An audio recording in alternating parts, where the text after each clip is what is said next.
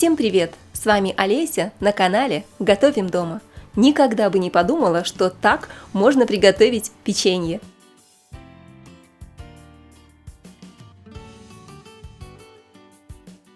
Все ингредиенты должны быть комнатной температуры. 200 грамм сливочного масла взбиваю 1 минуту до пышности.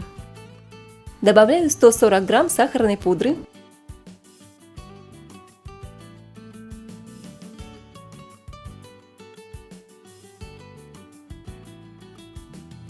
По одному добавляю 2 яйца.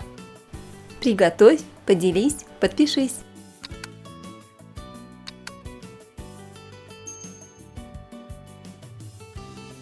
Чайную ложку ванильного экстракта для аромата и маленькую щепотку соли. Все взбиваю до однородности.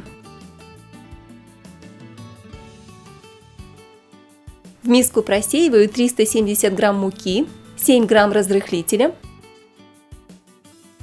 и 120 грамм кукурузного крахмала. Перемешиваю венчиком и добавляю муку с крахмалом. Замешиваю мягкое тесто.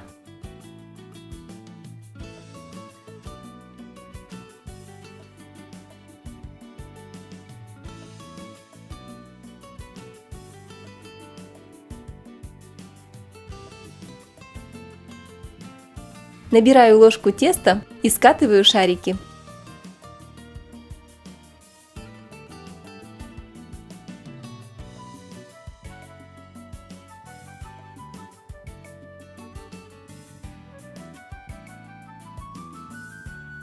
Шарики выкладываю на противень.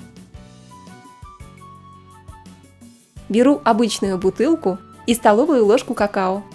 Обмакиваю горлышко бутылки в какао. И одним простым движением руки шарики превращаются в настоящие шампиньоны. Глазам своим не верю, выглядят как настоящие грибочки. Чувствую себя маленькой волшебницей. А как на ваш взгляд, похожи на шампиньоны? Напишите в комментариях. Духовку разогреваю до температуры 180 градусов и выпекаю печенье 15 минут. Дольше не держите, печенье должно остаться светлым, только донышко слегка зарумянится. Та-дам! Все готово. Такое ощущение, как будто в лесу побывала. Ну или в магазин сбегала и притащила целую корзину отборных шампиньончиков. Хочу поскорее попробовать грибочек на вкус. Печенье получилось мягкое, рассыпчатое, в меру сладкое и очень вкусное. Обязательно приготовьте. Очень рекомендую. Получите море удовольствия от самого процесса приготовления и от вкуса этого печенья. Зовите детей, они быстренько наделают вам грибочков к чаю. Друзья, ну а я прощаюсь до новых вкусных рецептов. С вами была Олеся на канале Готовим дома. Всем приятного аппетита и скоро увидимся!